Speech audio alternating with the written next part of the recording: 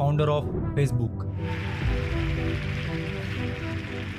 Gautam Adani, founder of Adani Group. Richard Branson, co-founder of Virgin Group. पता है इन सब में क्या कॉमन है? आप सोच रहे होंगे हाँ ये सब दुनिया के रिचेस्ट लोगों में से एक हैं और आज के प्रेजेंट वर्ल्ड पे ये डोमिनेट कर रहे हैं। Billionaire Richard Branson, now the first person to reach the edge of space in his very own spacecraft. But एक और चीज है जो इन सब में कॉमन है, ये सब लोग अपने को एक ऐसे ट्रैप से बचाने में सक्सेसफुल रहे हैं जिस ट्रैप में आज हर एक इंसान खुद को प्राउडली डाल रहा है। To change the perception of reality to such an extent that despite of the abundance of information, no one is able to come to sensible conclusions. I don't care what I have to do. If I have to move somewhere or start something or whatever it may be, I am not going to put my children into a system that doesn't understand the gifts and abilities they have just because they don't fit on the conveyor belt. And in the US, there are more than 5 lakh people who don't send their children to school. Ironically, mostly all teachers, because they know how screwed up the system is. और दूसरी तरफ वो आप जो शायद अभी किसी college में पढ़ाई कर रहे होगे, टाइम पे असाइनमेंट्स कर रहे होगे, 90% अटेंडेंस मेंटेन कर रहे होगे, ना चाहते हुए भी बुक्स को मेमोराइज कर रहे होगे और हर रूल्स को फॉलो कर रहे होगे, इस उम्मीद में कि जब आप कॉलेज से निकलोगे तो आपके पास एक ग्रेजुएशन डिग्री होगा, आपको एक अच्छी जॉब मिल जाएगी, उसके बाद आप अपने पेरेंट्स के लिए एक बड़ा सा घर खरीदोगे, एक महंगा कार खरीदोगे, शादी करोगे, बच्चों को अच्छे स्कूल में भेजोगे और खूब सारे पैसे कमाओगे। बट रियलिटी क्या है आपको पता है? आपने तैयारी शुरू करी, आप कितने साल के थे? सर उस समय हम 18 साल के थे और अभी हम 30 साल के हो गए। 30 साल के हो। पिछले 12 सालों में आपने अपनी जिंदगी में क्या किया है? जिंदगी में सर पढ़ते गया, डिग्री लेते गया। मैंने 3 सब्जेक्ट में पोस्ट ग्रेजुएट किया, बीएड किया, सीटेट क्वालिफाइड है, नेट क्वालिफाइड है सर। आप 15 साल मेहनत करने के बाद फाइनली एक ग्रेजुएशन डिग्री ले लेते हो, बट अब आपको पता चलता है कि आपको जॉब नहीं मिल रहा है। आप ना जाने कितने इंटरव्यूज देते हो, लेकिन हर जगह आपको किसी न किसी कारण से रिजेक्ट कर दिया जाता है। लोग आपका मजाक बनाने लगते हैं। देखते हैं हम लोग को बहुत हीन भावना से, परिवार रिश्तेदार वाले उतना बात नहीं करते हैं सर। और मैं 2 साल से गाँव में भी नहीं गया अभी तक। दुख है सर, क्या बोलूँ। मैं अपने दुख और पीड़ा को किसी के पास सामना नहीं कर सकता हूँ सर। बहुत संघर्ष से पढ़ा, ट्यूशन पढ़ा के मैं 2012 से ट्यूशन पढ़ा के अभी तक मैं पढ़ाई किया हूँ और मैं कुछ भी हासिल नहीं कर पाया। उल्टा हमारे पर फायर हो गया। आप लोगों से मिलना जुलना बंद कर देते हो, खुद को कमरे में बंद करके रो के बस एक ही प्रे करते रहते हो कि गॉड किसी तरीके से एक नौकरी दिला दे। धीरे धीरे आपका सेल्फ स्टीम, आपका सेल्फ कॉन्फिडेंस कम होने लगता है। आखिरकार किसी तरीके से आपको एक जॉब मिल जाता है, लेकिन उसकी सैलरी बहुत ही कम होती है। बट आप मजबूरी में कर भी क्या सकते हो, वो जॉब आप करने लगते हो। इतनी सैलरी है नहीं कि आप पैसे कमा कर जमा कर एक घर खरीद सको, तो आप एक होम लोन ले लेते हो। अब अपना घर है तो ऑब्वियसली एक कार भी होना चाहिए, तो आप एक कार लोन भी ले लेते हो। अनजाने में ही सही, पर आपने खुद को चारों तरफ से बांध लिया है। अब आपको हर वक्त ये डर सताता रहता है कि कहीं मुझे जॉब से निकाल ना दिया जाए, क्योंकि फिर मैं घर के खर्च कैसे मैनेज करूंगा। होम लोन की ईएमआई चल रही है, कार लोन की ईएमआई चल रही है, बच्चों के स्कूल का फीस। धीरे धीरे आप खुद के सपने को दबाते जाते हो और सुबह चुपचाप उठते हो, जॉब पे जाते हो, शाम में घर आते हो, फिर चाहे वो काम करना आपको पसंद हो या ना हो। और फिर एक दिन आता है जब आपको ये लाइफ नॉर्मल लगने लगता है और धीरे धीरे काम करते करते आप बूढ़े हो जाते हो। आपको ऐसा लगेगा कि शायद मैं अनलकी था, इसीलिए मैं लाइफ में बड़ा कुछ कर नहीं पाया, क्योंकि मेहनत तो मैंने खूब किया था। पर सच कुछ और ही है मेरे दोस्त, जो आज तक आपसे छुपा कर रखा गया है। The gang of 9 got together, I think it was, and decided this is what people should learn. Physics, biology, chemistry, and this is how they should learn. It's like the newspaper industry, right? More printing presses, more big buildings, right? Makes us look grander. The people who built the schools were consciously aiming at eradicating the will of the students who were part of the system because they wanted them to be obedient. The entire purpose of a good university is to give you a foundation to fail, not a foundation to get an A. जिस education system को आप बचपन से आंख बंद करके follow करते आ रहे हो, उस एजुकेशन सिस्टम को बनाया ही इसीलिए गया था ताकि आप फेल हो सको। उस एजुकेशन सिस्टम को बनाया ही इसीलिए गया था ताकि आप एक ओबीडिएंट फैक्ट्री वर्कर बन सको। आपको लग रहा होगा मैं कुछ भी बोल रहा हूँ, but I promise, just give me few minutes और उसके बाद आपको ये पूरा का पूरा ट्रैप खुद अच्छे से समझ आ जाएगा। So are you coming with me? Dhiru bhai Ambani, Virat Kohli, Aamir Khan, Narendra Modi, ये सब हमारे इस करंट एजुकेशन सिस्टम के ट्रैप में नहीं फंसे। A lot of kids just in school kind of puzzled as to why they're there.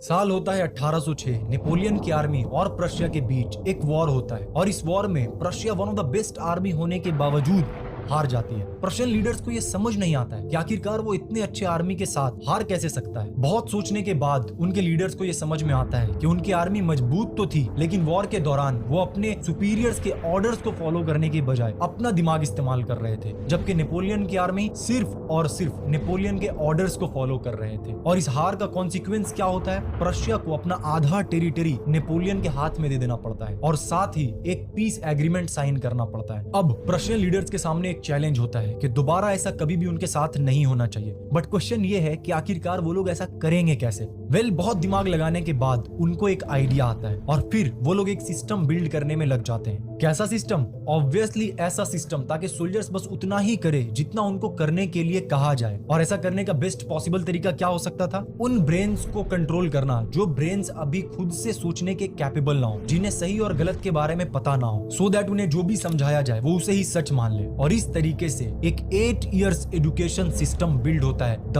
Prussian education system. 5 साल से लेकर 13 साल के दौरान आपके लिए एजुकेशन सिस्टम कंपलसरी कर दिया जाता है, जिसका सोल पर्पस क्या होता है? And the Prussians produced a universal education system in the late 1800s because they were afraid they were losing military superiority and they wanted to produce a cadre of mindless, obedient soldiers. That was expressly the purpose. आने वाले generation को एक ऐसे person में transform करना जो obedient हो, अपने सुपीरियर्स के हर एक बात को माने और वही करे जितना कहा जाए, without asking a single question. इस 8 ईयर के एजुकेशन के दौरान उन्हें बस इतना ही समझाया जाता है, इतना ही पढ़ाया जाता है जितने में वो अपने सुपीरियर्स के ऑर्डर्स को फॉलो कर सके, ना कि इतना कि वो खुद के बारे में सोचने लगे। एंड प्रशियन लीडर्स ने जैसा प्लान किया था, ये एजुकेशन सिस्टम एग्जैक्टली वैसा ही रिजल्ट उन्हें दे रहा था। इस तरह एक ऐसे सिस्टम का इन्वेंशन हो चुका था जो आने वाले फ्यूचर में सब कुछ बदलने वाला था। और ठीक ऐसा ही होता है। उस दौरान एक और चीज था जो इस वर्ल्ड में बहुत ही तेजी से फैल रहा था। गेस कीजिए क्या? साल 1760 से लेकर 1840 के दौरान इंडस्ट्रियल रेवोल्यूशन अपने पीक पर होता है। ग्लोबल इकोनॉमी बहुत ही तेजी से दूसरे डायरेक्शन में शिफ्ट हो रहा होता है। अब तक लोग एग्रीकल्चर करके अपने हाथों से प्रोडक्ट्स बनाकर पैसे अर्न कर रहे थे, बट अब वर्ल्ड पे मशीन्स डोमिनेट करना शुरू कर देता है। जितना प्रोडक्ट्स एक इंसान पूरे महीने भर में नहीं बना पा रहा था, एक मशीन उससे कहीं ज्यादा प्रोडक्ट एक दिन में बना दे रहा था। But there was a problem, और वो प्रॉब्लम क्या था? फैक्ट्रीज में वर्कर्स का कमी होना। क्योंकि लोग अपने फील्ड में एग्रीकल्चर कर रहे थे, अपने हाथों से प्रोडक्ट्स बना रहे थे, छोटे मोटे बिजनेस कर रहे थे और पैसे अर्न कर रहे थे। ऐसे में कोई अपना ये सब कुछ छोड़कर किसी और के फैक्ट्री में एज अ लेबर क्यों काम करना चाहेगा? इस प्रॉब्लम का सोल्यूशन कैसे निकाला जाए? प्रशियन एजुकेशन सिस्टम अपने रिजल्ट्स के कारण ऊपर के बैठे लोगों तक ऑलरेडी पहुंच चुका था और अब डिफरेंट कंट्रीज अपना एजुकेशन सिस्टम इस प्रशियन एजुकेशन सिस्टम के मॉडल पे बनाना शुरू कर देती है। और इस बारी सोल पर्पस क्या होता है? इस बारी सोल पर्पस होता है एक ऐसा जेनरेशन तैयार करना जिनके क्रिएटिविटी को किल करके उनके दिमाग में पैसा अर्न करने का बस एक ही ऑप्शन रह जाए, और वो हो work as a labour in factories. Corporate types mostly who wanted to produce cadres of obedient workers. And that's why the desks are in rows, and that's why there's factory bells, and that's why it's top-down leadership. और ठीक ऐसा ही होना शुरू हो जाता है। जो लोग अब तक फार्मिंग करके छोटे मोटे बिजनेस करके मनी अर्न कर रहे थे, उनके बच्चों के ब्रेन को इस तरीके से ब्रेन वॉश किया जाता है कि जब वो अपना एजुकेशन कंप्लीट करके निकलते हैं तो उनके दिमाग में पैसा अर्न करने का बस एक ही ऑप्शन रह जाता है, और वो होता है किसी फैक्ट्रीज में काम करना। और इस तरह लेबर्स की जो कमी थी वो धीरे धीरे पूरा होना शुरू हो जाता है। उस समय हमारा देश ब्रिटिशर्स का गुलाम था, बट दिक्कत अंग्रेजों के सामने भी था, और वो दिक्कत था कि वो थे तो बस कुछ ही, और इतने बड़े आबादी को कंट्रोल में रखना बहुत ही मुश्किल हो रहा था। साल होता है 1835। थॉमस बेबिंगटन मकाउले, जिसके बारे में शायद आपने अपने स्कूल लाइफ में पढ़ा होगा एज द लॉर्ड मकाउले के नाम से, वो एक प्रपोजल तैयार करता है इंडिया में इंग्लिश एजुकेशन को प्रमोट करने के लिए। और लॉर्ड विलियम बेंटिक, जो कि उस वक्त ईस्ट इंडिया कंपनी का गवर्नर जनरल होता है, वो इसे इंग्लिश एजुकेशन एक्ट ऑफ 1835 के थ्रू पास कर देता है। एंड अगेन ये जो एजुकेशन सिस्टम होता है ये मोर और लेस प्रशियन एजुकेशन सिस्टम पे ही बेस्ड होता है। और इस बार मकसद क्या होता है? लोग सोच रहे थे कि ब्रिटिशर्स हमारा भला ही चाह रहा है, हम सभी लोगों को इंग्लिश सिखाना चाह रहा है, पर सच क्या था? आप खुद मकाउले से सुनो। Education should create a class of persons Indian in blood and colour, but English in taste, opinions, in morals and in intellect. धीरे धीरे ही सही, लेकिन अंग्रेज अपने इस मकसद को अंजाम तक पहुंचा देते हैं। ऑफिस में क्लर्क से लेकर आर्मी में सिपाही तक हर जगह इंडियंस काम कर रहे होते हैं। अब ब्रिटिशर्स इंडियंस को ही इस्तेमाल करके इंडियंस को ही गुलाम बना करते। ब्रेन वॉश इस हद तक किया जा चुका था कि इंडियंस ब्रिटिशर्स के रूल्स को फॉलो करना अपना ड्यूटी मानने लगे थे। आप शायद सोच रहे होंगे, वाह ब्रिटिशर्स ने क्या दिमाग लगाया था। पर खैर, अब तो 76 साल हो गए हैं आजादी को, अब तो सब कुछ बढ़िया हो गया है ना। अगर आप ऐसा सोच रहे हैं तो कुछ ही मिनट्स के बाद आपको अपने इसी सोच पे हंसी आएगी।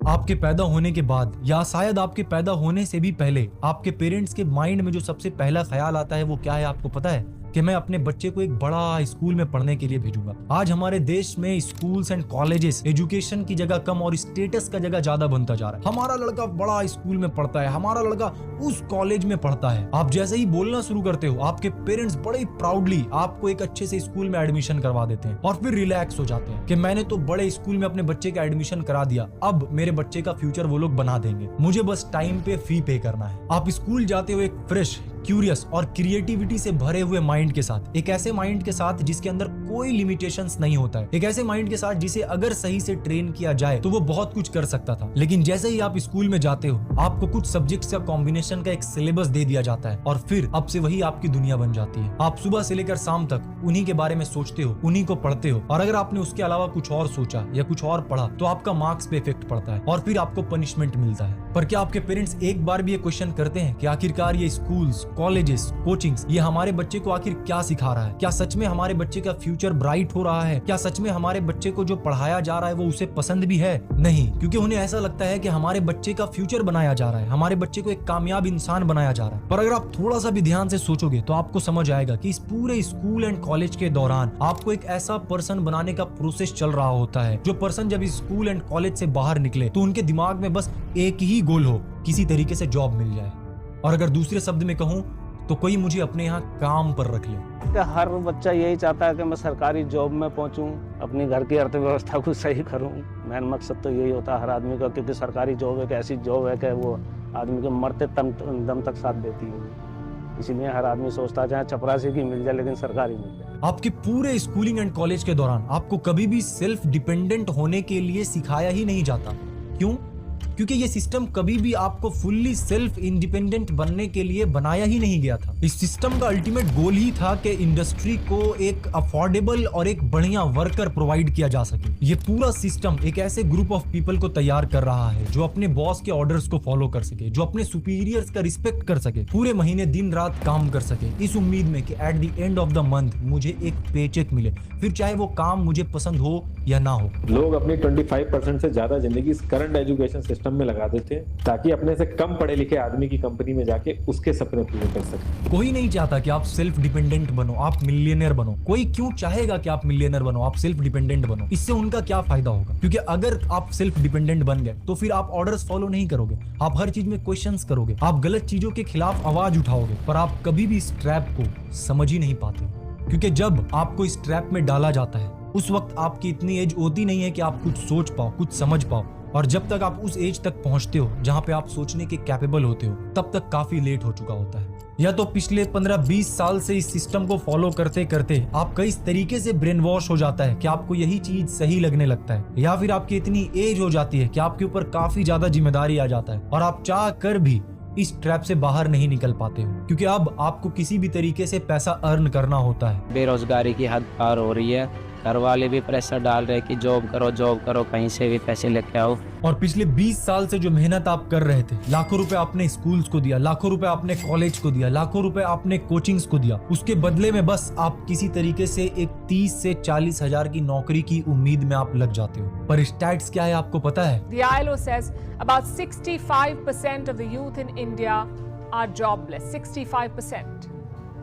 How did this happen? आज हमारे देश में 42% ग्रेजुएट्स जिनका एज 25 से कम है वो अनएम्प्लॉयड है। और अगर जॉब मिल भी जाता है तो आपको जानकर हैरानी होगी कि हमारे देश में एक इंजीनियर्स की एवरेज सैलरी जितनी है उससे 10 गुना ज्यादा अमेरिका में ट्रक ड्राइवर्स अर्न करते हैं। तो देख लो भाई, अमेरिका में एक ट्रक ड्राइवर है ना, अभी स्लो चल रहा है काम, मंदे में 10 से 12 मतलब इंडिया का मोटा मोटा 10 लाख रुपए कमा रहे हैं। क्यों काम अच्छा चलता है तो 16 लाख रुपए इंडिया के कमा रहे हैं। इतना तो कोई मतलब वहाँ पे डॉक्टर भी नहीं कमा रहा। तो इन सब का सोल्यूशन क्या है? क्या हम लोग स्कूल्स जाना छोड़ दें? क्या हम लोग कॉलेजेस जाना छोड़ दें? करोड़ों लोग एवरीडे स्कूल्स जा रहे हैं, कॉलेजेस जा रहे हैं। तो मैं बोल रहा हूँ कि ये सारे लोग गलत कर रहे हैं। वेल, आप अभी तक समझे नहीं।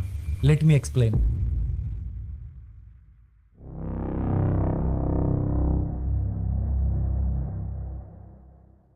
किसी चीज को इतना प्रमोट करो कि वो एक न्यू वे ऑफ लाइफ बन जाए और लोग बिना कोई क्वेश्चन किए उसको चुपचाप फॉलो करते चले जाएं। आज हमें बस सिंपल सा एक क्वेश्चन पूछने का जरूरत है, who created this education system and why?